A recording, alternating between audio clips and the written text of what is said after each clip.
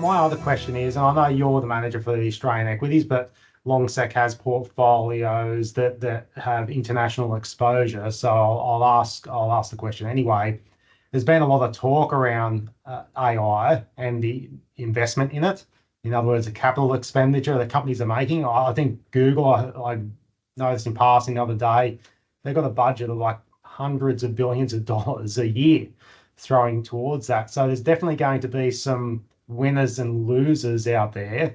Yeah, can I get your thoughts around that and how Longsec manages that side of the portfolio, being the international exposure Yeah, sector? absolutely. Look, it's as I said, the domestically we don't have a huge amount of companies that are at the forefront of that space.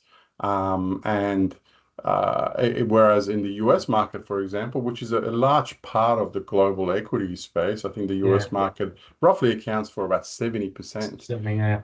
That's right. So it is. So the good news is that we've had a meaningful allocation to that part of the market. That's the beauty of a multi-asset diversified portfolio. And we've gained this exposure through our global equities allocation, where our largest exposures to global equities have been to the leaders in this space.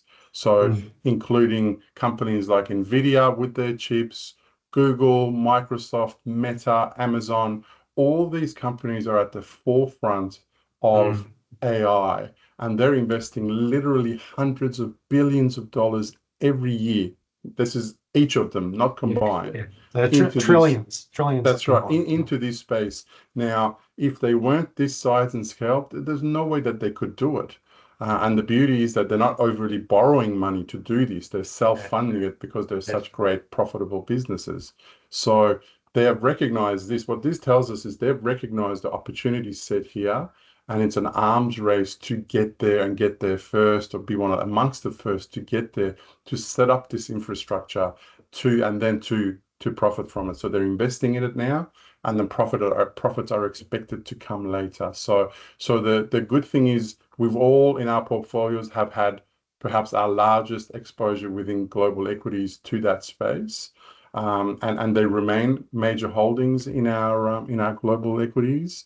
There's concerns about overinvestment, about the risks, about returns on capital that's being put in, and all the borrowing, and all valid points. I think, as with anything, if history is a guide, you'll have, if there's something good, everyone wants to invest in it. It'll end up being over-invested in, and then there'll be some casualties in that space in terms of ones that they're not going to be able to generate a return on the money that they've put in. But once again, from our global equities perspective, we tend to stay away from unprofitable exposures in that space. So we want the leaders, the largest players in that space, which those magnificent seven businesses are.